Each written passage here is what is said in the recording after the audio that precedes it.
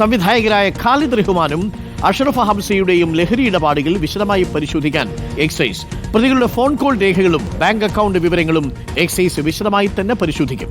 ലഹരിയുമായി പിടിയിലായ ദിവസം സംവിധായകർ ഫോണിൽ ബന്ധപ്പെട്ട ആളുകൾ ആരൊക്കെയെന്നതിൽ വ്യക്തത വരുത്തും. പ്രതികൾക്ക് ലഹരി എത്തിച്ച ഇടനിലക്കാരനായുള്ള അന്വേഷണം തുടരുകയാണ്. ശരണിനുണ്ട് കൂടുതൽ വിവരങ്ങളുമായി. ശരൺ, ഈ സംവിധായകർ അറസ്റ്റിലായ കേസിൽ തുടർ നീക്കങ്ങൾ നടത്തുകയാണ്. പക്ഷേ അതിൽ ചില പരിമിതികളുണ്ട്. പരിമിതികൾക്കപ്പുറവും ഫോൺ കോളുകൾ പരിശോധിച്ചും ഇവരുടെ ഇടപാടുകളെ കേന്ദ്രീകരിച്ചുമാണോ ഇപ്പോൾ അന്വേഷണം?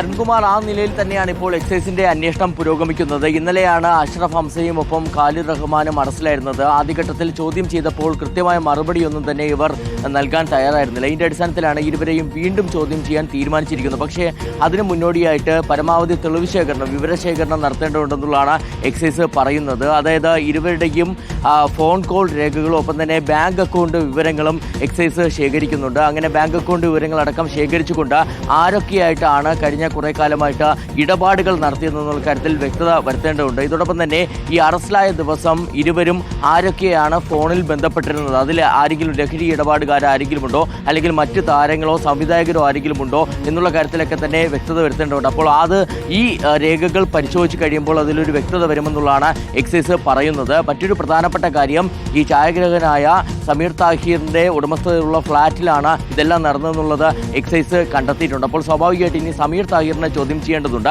ഏറ്റവും ഒടുവിലായി നമുക്ക് ലഭിക്കുന്ന വിവരം ഇന്ന് തന്നെ സമീർ താഹിറിന് നോട്ടീസ് നൽകുമെന്നുള്ളതാണ്. കാരണം ഇപ്പോൾ രണ്ട് പ്രമുഖ സംവിധായകർ അവിടെ ഹൈബ്രിഡ് കഞ്ചാവുമായിട്ട് അറസ്റ്റിലായ സംഭവം മാത്രമല്ല, കഴിഞ്ഞ കുറേ കാലമായിട്ട് ചലച്ചിത്ര മേഖലയിൽ തന്നെ, സിനിമാ മേഖലയിൽ തന്നെ പലരും അവിടെ എത്തി ഹൈബ്രിഡ് കഞ്ചാവ് ഉപയോഗിക്കുന്ന സാഹചര്യം ഉണ്ടായിരുന്നു എന്നുള്ളതാണ് എക്സൈസ് കണ്ടെത്തിയിരിക്കുന്നത്. അപ്പോൾ ആ ഒരു സാഹചര്യത്തിൽ സമീർ താഹിറിൽ നിന്ന് വിവരങ്ങൾ ശേഖരിക്കേണ്ടതുണ്ട്, ചോദ്യം ചെയ്യേണ്ടതുണ്ട്. അതിൻ്റെ ഭാഗമായിട്ടാണ് ഇന്ന് തന്നെ നോട്ടീസ് അയക്കുക. മറ്റൊരു പ്രധാനപ്പെട്ട കാര്യം, ഇടനിലക്കാരനെ കേന്ദ്രീകരിച്ചുള്ള അന്വേഷണമാണ്. നേരത്തെ ഈ പ്രമുഖ സംവിധായകരുടെ സുഹൃത്ത് ഷാലിഫും അറസ്റ്റിലായിരുന്നതാണ്. അപ്പോൾ ഷാലിഫ് നൽകിയ മൊഴി, താനൊരു സുഹൃത്തിനെ ബന്ധപ്പെട്ടുകൊണ്ടാണ് ഹൈബ്രിഡ് കഞ്ചാവ് ആവശ്യപ്പെട്ടിരുന്നത്. അങ്ങനെ ആ സുഹൃത്ത് ഇടനിലക്കാരനെ പരിചയപ്പെടുത്തുന്നു.